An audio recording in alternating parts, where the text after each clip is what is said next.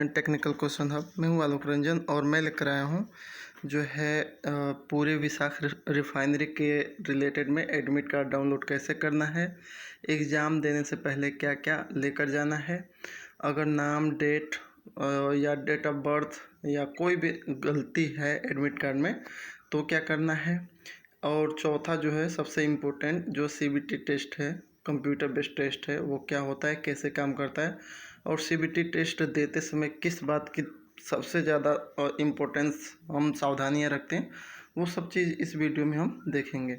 तो सबसे पहले दोस्तों हम पहला स्टेप हम सीखेंगे कि जो है एडमिट कार्ड कैसे डाउनलोड करना है।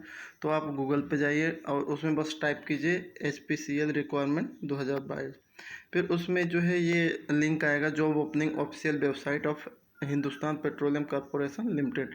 इस पर आपको बस क्लिक करना है। क्लिक करेंगे तो इसमें से जो है खुल के जो आएगा जो है करंट ओपनिंग में जो है आएगा कि जो है आपका जो है requirement of technician Vishakh refinery, ये आएगा। इस पर आपको बस क्लिक कर देना है। इसमें जो है अगर आपको एडमिट कार्ड डाउनलोड करना है तो एडमिट कार्ड पर सीधे जाइए। इस पर से एक्सटर्नल लिंक के लिए वो वार्निंग दे तो ओके कर दीजिए, बस और कुछ नहीं करना है। इसमें ये खुल के आ जाएगा। इसमें जो है आप अपना एप्लीकेशन नंबर डालिए। जैसे मैं अपना बताऊं तो मेरा एप्लीकेशन नंबर जो है पहले से ही सेव है। उसके बाद डेट ऑफ बर्थ में बताऊं तो मेरा जो है मैं यहाँ इस पे अपना डेट ऑफ बर्थ भी शो कर ले रहा हूँ। और उसके बाद जो है इसकी जो है कैप्चा कोड है। उसके बाद हम अपना यहाँ RPYA2F ये हमने जो है अपना कैप्चा कोड डाल दिया। उसके बाद सबमिट कर दिया।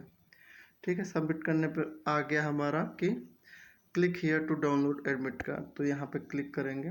उसके बाद जो है चूँकि मैं पहले भी डाउनलोड कर चुका हूँ तो इसलिए ये री अगेन मांग और हम डाउनलोड कर दे इसको, है ना दोस्तों।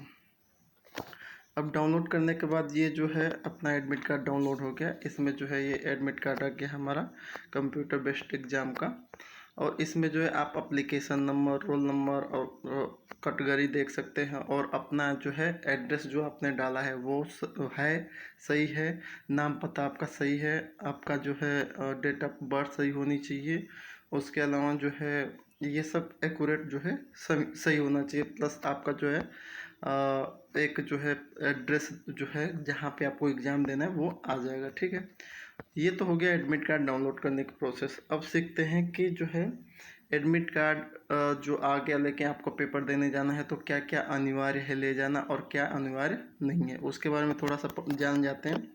तो सबसे पहले तो आपको फ़ोटो ले जाना है। 2 फ़ोटो जो लेटेस्ट फ़ोटो है आप या तो वहाँ पे ले जाके उसको चिपका दीजिए या जो है उसको स्टेपल करके भी दे सकते हैं, कोई उसमें वो नहीं है।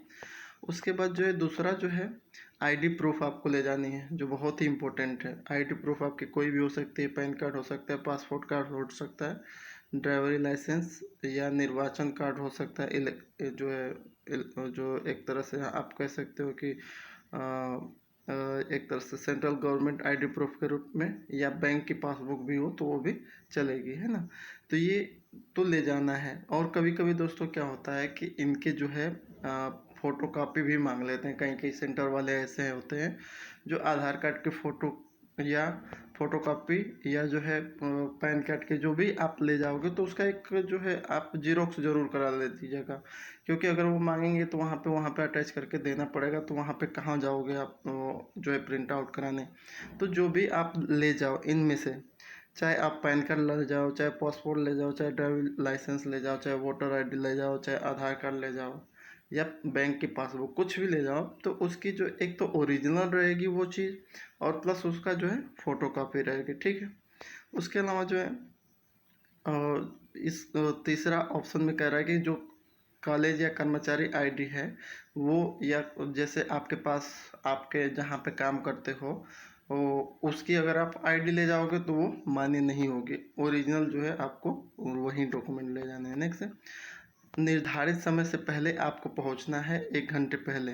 अगर हो सके तो आप जो है 1 घंटे तक तो नहीं देना चाहिए टाइम। आप ये कोशिश करो कि 2 घंटे पहले पहुंच जाए, क्योंकि जब आप 2 घंटे पहले पहुंच जाओगे तो एकदम श्योर हो जाओगे। उसके बाद जो है आराम से चाय पानी जो भी है आसपास की दुकानों में कर सकते हो, या कहीं भी एक जगह बैठ के आप जो है स्टडी कर सकते हो, है ना। तो आप समय से जो है 2 घंटे पहले पहुंचिए, ये मान के चलिए, क्योंकि दोस्तों अगर आप जो है लेट हो गए तो बहुत बड़ा नुकसान हो जाएगा। अगर पहले पहुंच गए 2 घंटे 3 घंटे तो कोई नुकसान नहीं है, लेकिन अगर थोड़ा भी लेट हो गया तो आपको जो है परीक्षा से वंचित कर दिया जाएगा, है ना। तो इसलिए आप जो है जो दिया गया टाइम है उससे समय से पहले पहुँचे। इसमें समय कितना दिया है, इसमें दिया है परीक्षा का समय 9 बजे दिया गया है, और रिपोर्ट करने का टाइम जो है 8 बजे है ना। यानी कि परीक्षा जो है कितने बजे से हो स्टार्ट हो जाएगी, 9 बजे से, और कितने पे ख़त्म होगी दोस्तों, वो परीक्षा चलती रहेगी। 1 दिन चलेगी, 2 दिन चलेगी, 3 दिन चलेगी, 4 दिन चलेगी, 5 दिन चलेगी, यानी पूरा साल चलने वाली है। क्योंकि इसमें जो है परीक्षा की एंडिंग टाइम तो मेंशन किए नहीं है ये लोग, तो आप मान के चलो कि ये चलती ही जाएगी। लेकिन ये मजाक की बात है, हो सकता है कि इसमें जो है उन्होंने डालना भूल गया हो कि एंडिंग टाइम क्या है। लेकिन आपको माना गया है कि 2 घंटे है, तो जो है स्टार्टिंग टाइम जब 9 बजे है तो वो जो है 11 बजे ख़त्म हो जाएगी। 2 घंटे का पेपर है, इतना वो मत लीजिएगा। वैसे ही मैंने मजाक में कह दिया। इसके अलावा क्या क्या आपको करना है, 1 घंटे पहले पहुंच गए आप, उसके बाद जो है यह प्रवेश पर जो पत्र है दोस्तों वो जो है अंदर जमा हो जाता है, ठीक है। तो इसलिए जो कह रहा है कि इसमें जो है आप जो है इसका जो है कह रहे हैं, यह प्रवेश पर केंद्र में लाना जाना चाहिए, विधिवत सत्यापन परीक्षा के सौंप देना चाहिए, यानी कि वहाँ पे जमा ये हो जाएगा, ठीक है। तो यदि अभ्यर्थी ने एक ही पद के लिए एक से अधिक आवेदन प्रस्तुत किया है तो वो जो है वो कई प्रवेश पत्र उसके पास होगा, तो उसमें से जो एक वैध होगा वहीं लेके वो जाएगा, बाकी को वो बगल में वो रख के चला जाएगा। और जो है परीक्षा हाल में तो पुस्तक नहीं ले जाना है, पेन नहीं ले जाना है, मोबाइल नहीं ले जाना है, कैलकुलेटर लैपटॉप ये सब नहीं ले जाना है। अगर इसमें पकड़े गए तो आपकी जो है पूरा का पूरा जो है परीक्षा रद्द कर दी जाएगी, है ना। और इसके अलावा जो है अगर आप पेपर देने जाओ तो ये सामान भी मत ले जाओ बैग में डाल के, क्योंकि आप जहाँ पे इसे जमा करोगे हो सकता है वहाँ पे कोई गड़बड़ी हो जाए, कोई आपका बैग लेकर चला जाए तो बहुत बड़ा लॉस होगा, और इसमें जो है HPCL की जिम्मेदारी नहीं होगी। इसके अलावा जो है वहाँ पे जैसे 1 घंटे पहले ही अंदर करा के बैठा देते हैं, तो वहाँ पे आप जो है उटपटांग हरकतें मत कीजिए, क्योंकि वहाँ पे पूरा कैमरे में आपकी पूरी एक्टिविटी रिकॉर्ड होती है, जो बाद में आपके लिए प्रॉब्लम क्रिएट कर सकती है ना। उसके अलावा कह रहा है कि परीक्षा के दौरान किसी भी अनुचित साधनों का उपयोग करता हुआ पाए जाने पर, दोषी ठहराए जाने पर उसको बहिष्कार किया जा सकता है ना। तो वो बिल्कुल नहीं, दोषी नहीं होना है। उसके अलावा धूम्रपान या कोई गुटखा वगैरह नहीं खाना है परीक्षा के समय में। उसके अलावा जो है जितना भी आपकी जो है कह रहा है कि आयु, शैक्षिक योग्यता, अनुभव यानी एक्सपीरियंस जो है, ऊपर चिपकाए गए फोटोग्राफ का प्रवेश पत्र, ये सब मिलाने के बाद ही जो है आपको जो है ऑनलाइन जो है आवेदन के लिए अनुमति दिया जा सकता है, अन्यथा रद्द किया जा सकता है। तो इसमें कुछ भी नहीं है ना। उसके बाद क्या होता है, जब परीक्षा आप देने जाते हो तो आपने पेन अगर नहीं ले गए हो, भूल गए हो, तो कोई बात नहीं, परीक्षा हाल में आपको पेन मिलेगी। उसके बाद रफ कॉपी मिलती है, रफ कॉपी में 1 पेज 2 पेज 3 पेज 4 पेज जो भी है, जितना आप मांगोगे उतना मिल जाएगा, और पेन या पेंसिल भी मिल जाएगी रफ करने के लिए। और जो है इसमें सबसे बड़ी जो ये बात होती है कि जो आप रफ कॉपी करो तो रफ करने के बाद ये नहीं कि उसे तोड़ मरोड़ के डस्टबिन में डाल दो या कहीं फेंक दो, ऐसा नहीं है। क्योंकि जो रफ कॉपी होती है उसकी बहुत ही इम्पोर्टेंस होती है, उसको बाद में जो है आपको एडमिट कार्ड के साथ अटैच करके देना होता है। तो जो है आपको जो रफ कॉपी मिले उसको अपने पास रखना है ना। और कह रहा है कि परीक्षा के संचालन के संबंध में परीक्षा व्यवस्थापक का निर्णय अंतिम और बाध्यकारी होगा, यानी कि वही है कि अगर जैसे मैच खेलते हो तो अंपायर का जो है निर्णय सर्वमान्य होता है, वैसे अगर परीक्षा देने जा रहे हो तो जो परीक्षा करा रहा है उसका जो है व्यवस्थापक का जो है जो कहेगा वही मानना पड़ेगा, ठीक है। अब आते हैं कि जो है कंप्यूटर आधारित जो CBT टेस्ट है वो जो है आपके जो निर्धारित टाइम जो है 7 तारीख है ना, उस दिन तो होगा ही, 7 अगस्त को। ठीक है। तो इसमें क्या है कि आपको एक चीज़ का बस ध्यान रखना है कि जो अगर आपका डेट ऑफ बर्थ, मैंने जैसे कहा था कि डेट ऑफ बर्थ आपका गलत हो गया है ना, डेट ऑफ बर्थ हो गया गलत, या कोई नाम आपका गलत हो गया, या एड्रेस गलत हो गया, तो आपको घबराना नहीं है, कुछ नहीं होगा उससे। उसके लिए आपको क्या करना है कि ये जो है पहले तो आप इनसे संपर्क कीजिए। ये जो है एक HPCL ने अपना हेल्प डेस्क का जो नंबर दिया है, जो है 022625077717, इस पे कॉल करके आप अपनी प्रॉब्लम बताइए, या जो है इस पे मेल करके आप प्रॉब्लम बता सकते हो कि इसमें ये गलत है वो गलत है। जैसे रिसेंटली मैं अपना बताऊं तो मेरा जो है डेट ऑफ बर्थ गलत है, तो उसमें क्या है, मैंने जब कॉल किया और मेल किया तो उधर से उन्होंने बताया कि जैसे आपका डेट ऑफ बर्थ गलत है तो आप जो है पूरा ओरिजिनल आईडी लेकर जाइए, एक नहीं जितनी आपके पास है उससे ले जाइए। क्योंकि आप कह सकते हो कि जो है हमने साइबर कैफे पे हमने जो है ये भरवाया था फॉर्म, उसने गलती कर दिया तो इसमें मेरा क्या दोष है, या हमने नहीं दिया देखा, गलती इंसान से होती है ना दोस्तों। तो वो जो है कहेगा कि ठीक है, अदर प्रूफ दिखाइए जिसमें आपका जो डेट ऑफ बर्थ सही हो। तो आप सभी ओरिजिनल, चाहे आधार कार्ड हो, पैन कार्ड हो, और 10th की मार्कशीट हो, कोई भी चीज़ हो, वो सारी ओरिजिनल ले जानी पड़ेगी आपको, और सबको दिखाना पड़ेगा कि देखिए सर सब में ये है, लेकिन इसमें गलती से आ गया, तो वो मान जाएगा। उसकी वजह से आपका परीक्षा नहीं रुकेगी। या आप जो है कॉल करके और मेल करके भी जब पूछोगे तो वो लोग यही बताएंगे कि आप जाइए बेफिक्र होके, लेकिन ओरिजिनल प्रूफ जितने हैं आपके पास वो सब लेकर जाइए, ताकि उस वो जो है परीक्षा देने वाला जो है एक तरह से सेटिस्फाई हो सके।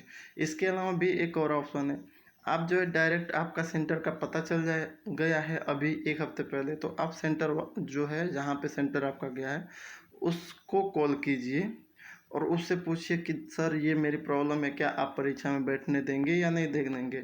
क्योंकि मैंने अभी आपको बताया कि जो है सब कुछ जिम्मेदारी अभी HPCL की नहीं रहेगी, पूरी जिम्मेदारी किसकी रहेगी, जो परीक्षा करा रहा है, परीक्षा व्यवस्थापक है ना, सेंटर वाले की। तो सेंटर वाले से भी बात कर लीजिए कि ऐसी प्रॉब्लम है, बताइए हम क्या करें, तो वो ज़रूर बता देगा कि ये कीजिए, तो उसके अकॉर्डिंग आप कीजिए। इसके अलावा बाहरी अनुसूचित जाति PWD अभ्यर्थियों के लिए कुछ है निर्णय, वो वहीं जाने, क्योंकि उसके बारे में मुझे डीपली नॉलेज नहीं है। लास्ट में एक चीज़ का ध्यान रखना है दोस्तों, कि जैसे कह रहा है कि ये 21वां नंबर के अपने चेहरे पे मास्क जो है लगाना है आपको, उसके बाद हैंड सैनिटाइजर एक ले जाना है, और खुद पानी की बोतल भी ले जानी है। ठीक है, तो ये सब चीज़ें आपकी हो गई कि एक तो एडमिट कार्ड हो गया, और दूसरा एग्ज़ाम देने से पहले क्या क्या ले जाना है, क्या क्या नहीं ले जाना है। ठीक है, अब तीसरा आता है कि CB टेस्ट क्या होता है और उस वो कैसे काम करता है, तो वो सब आपको जाननी है, तो वो चलिए देखते हैं स्टेप बाय स्टेप। तो इसमें जो है CBT टेस्ट के लिए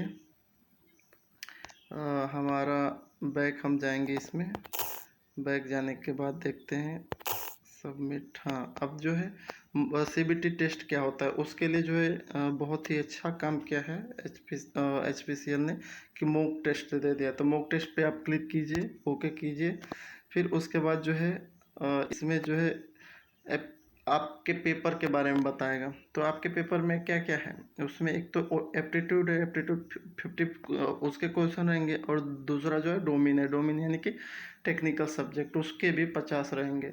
तो यहाँ पे क्या है, ये मॉक टेस्ट के रूप में जो है वो बता दिया है कि जैसे जैसे ये दिया है वैसे सेम वहाँ भी जो है 15 मिनट पहले, एग्ज़ाम के 15 मिनट पहले अपीयर हो जाएगा कि ये क्वेश्चन आपके आने हैं, और उसमें जो है पूरा इंस्ट्रक्शन देगा कि जो है टोटल मार्क कितने हैं।